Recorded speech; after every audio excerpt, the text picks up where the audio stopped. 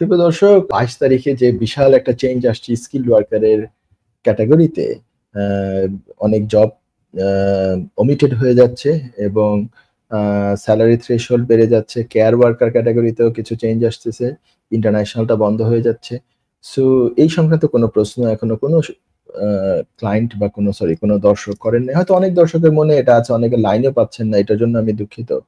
আমি একটা জিনিস একটু সবাইকে সতর্ক করে দিতে চাচ্ছি এখন একটা ব্যাপারে। কারণ এটা আমার অভিজ্ঞতার আলোকে আমি দেখেছি এবং সেই হিসাবে আমি একটু শেয়ার করতে চাই আপনাদের সাথে। এখন শেষ দিকে নিশ্চয়ই খুব ক্রাইসিস পড়ে গিয়েছে। অনেকেই দেখা যাচ্ছে যে হন্যে হয়ে কজ খুঁজছেন। হন্যে হয়ে চেষ্টা করছেন যে স্কিলড ওয়ার্কার ভিসা যেহেতু এই যে বর্তমানে যে রুলটা আছে এটা চেঞ্জ হয়ে যাবে। এরপরে ঢোকাটা খুব ডিফিকাল্ট হয়ে যেতে পারে। কারণ হচ্ছে ডিগ্রি লেভেলের জবটা লাগবে। আরকিউএফ লেভেল 6 বা অ্যাবভ লেভেল যেটা, সেই লেভেলের লাগবে অনেক, মানে বিলো লেভেলের অনেক জব, নিয়ারলি 180 টা জব আর এক্সিস্ট করবে না। স্যালারি থ্রেশহোল্ড ৪১,৭০০ হয়ে যাবে। কেয়ার ওয়ার্কার যারা আছে বাহির থেকে আসতে পারবে না। এই জন্যে হন্যে হয়ে তারা কজ খুঁজছেন। হন্যে হয়ে এখানে ওখানে আমাদের মানুষজন যেটা সাধারণত করেন। আমি লে পারসনদেরকে বিশেষ কোনো দোষ হয়তো খুব একটা দিতে পারছি না।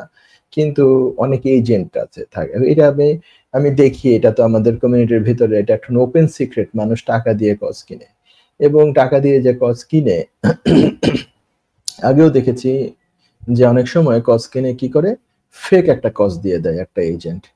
কি করলো, সে ফেক একটা কজ দিয়ে দিল, টাকার জায়গায় টাকা চলে গেল অনেকগুলো টাকা। সেই সাথে কজটা যে ভুয়া কজ, এটার জন্য তার ভিসা রিফিউজ হয়ে সে ব্যান হয়ে গেল 10 বছরের জন্য একেবারে। সো ইট ইজ ভেরি মানে প্যাথেটিক, আর হচ্ছে যে খুব ডেঞ্জারাস একটা ব্যাপার এই ব্যাপারটা, এই ধরনের কিছুতে জড়ানো। তো এইটার ব্যাপারে আমি সতর্ক করতে চাই সবাইকে। এই যে এখন শেষ কয়েকদিন আছে, আর তো ৬ দিন আছে। কারণ ২১ তারিখে এটা শেষ, ২২ তারিখে ডিফারেন্ট আইনে চলে যাব আমরা। তো এখন এই শেষ পর্যায়ে এই ঘটনা ঘটার যথেষ্ট পরিমাণ সম্ভাবনা আছে। একটা গ্রুপ বের হয়ে যাবে যারা কি করবে, মানুষের কাছ থেকে টাকা নিবে। অনেকের কাছে টাকার খুব সমস্যা, একটু কম পয়সায় যেখানে পাবে ওখানে নিতে যাবে। নিয়ে একে তো হচ্ছে যে এটা পুরোটাই আনলফুল একটা কাজ, আনলফুল অ্যাক্টিভিটিজ। এটা একেবারে ক্রিমিনাল অ্যাক্টিভিটিজ এর সমান। এটা ক্রিমিনাল অ্যাক্টিভিটি ছাড়া আর কিছুই না। তো এই ক্রিমিনাল অ্যাক্টিভিটিজ এ অনেকে জড়িয়ে যাচ্ছেন। তো তারা একে তো টাকা গচ্চা যাবে, তার উপরে আবার তার ভিসা না হয়ে সে ব্যান খেয়ে যাবে, মানে সে ব্যান হয়ে যাবে। তার লাইফটা একটা মিজারেবল পর্যায়ে চলে যাবে। তো এই ব্যাপারে অনেক সতর্ক থাকার জন্য আমি বলছি। কজ কিন্তু যার তার কাছ থেকে এমনি টাকা দিয়ে তো কেনা একেবারেই উচিত হবে না। আপনি কোম্পানির সাথে কথা বলবেন সরাসরি, কোম্পানির মালিকের সাথে কথা বলবেন বা বড় লেভেলের যারা ম্যানেজারিয়াল লেভেলে তাদের সাথে কথা বলবেন, তাদের অফিসে দরকার হলে যাবেন। দূরে হলে অন্ততপক্ষে ভিডিও কলে তাদের সাথে কথা বলার চেষ্টা করবেন। তারা যাতে আপনাকে ইন্টারভিউ নেয়, তাদের কাছে যাতে আপনি ঠিকমতো প্রপারলি যে অ্যাপ্লিকেশন প্রসিডিওর আছে সেভাবে এপ্লাই করেন। তারপরে তারা যাতে আপনাকে এমপ্লয়মেন্ট কন্ট্রাক্ট দেয়, সেখানে আপনি সাইন করেন, তারাও সাইন করে। তারপরে তাদের ইমেল থেকে যাতে ফাইনালি কজটা আপনার ইমেলে আসে। এটা হুট করে কেউ আপনাকে হোয়াটসঅ্যাপে একটা কজ দিয়ে দিল, এই কজ আপনি তাকে টাকা দিয়ে দিয়েছেন, একটা মোটা অঙ্কের টাকা ক্যাশ ইন হ্যান্ড, ক্যাশ দিয়ে দিয়েছেন। এই কজটা ফেক হয়ে গেলে কই যাবেন আপনি? আপনার তো লাইফ শেষ হয়ে যাবে। অনেকগুলো টাকা গচ্চা যাবে। অনেকে দেশ থেকে টাকা আনতেছেন। দেশ থেকে যারা টাকা আনেন, এখন টাকার কি দাম আপনি দেখেন। ১ পাউন্ড সমান ১৭১-৭২ টাকা। দেশ থেকে আনতে গেলে আরেকটু ২-৩ পাউন্ড, ২-৩ টাকা বেশি নিয়ে নেয় কেউ। ওই যেই সমস্ত রাস্তায় আসে। সো এত টাকার বিনিময়ে আপনি কিছু, মানে একটা বিরাট অঙ্কের বাংলাদেশী টাকার বিনিময়ে একটা কজ আপনি জোগাড় করলেন, পেয়ে গেলেন একটা ফেক কজ। তখন কি হবে? তখন তো একেবারে মানে একেবারে মহা অথৈ সাগরে পড়ে যাবেন আপনি। তো এই ব্যাপারে অনেক সতর্ক থাকার জন্য আমি বলছি। এইখানে যখন এরকম ক্রাইসিস টাইম থাকে না, লাস্ট টাইম থাকে যেকোনো একটা কিছুর, আমাদের সমাজে এই একটা গ্রুপ বের হয়ে যায়। মানে এত, মানে এরা চশমখোর আমি বলবো।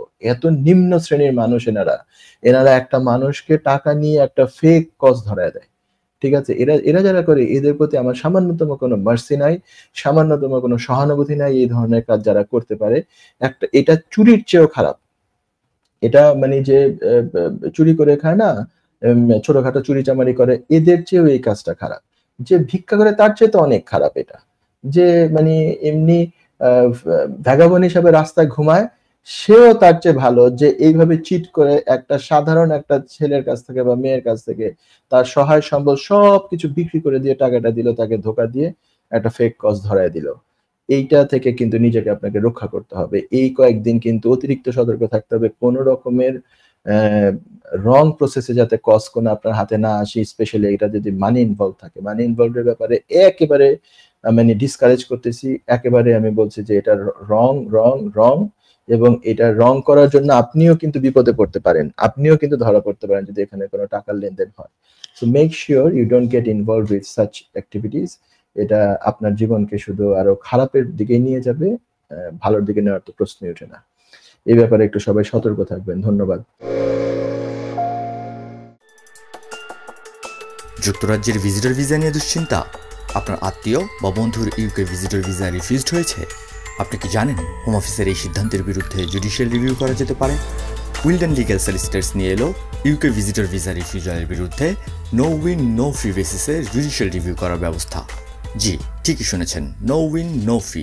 তার মানে আপনি আমাদের ফি শুধুমাত্র তখনই পে করবেন যখন আমরা আপনার জুডিশিয়াল রিভিউতে সফলতা এনে দিতে পারবো।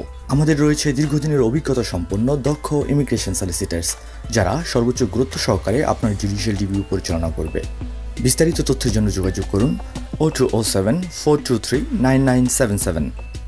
Wilden legal solicitors, your trusted law firm.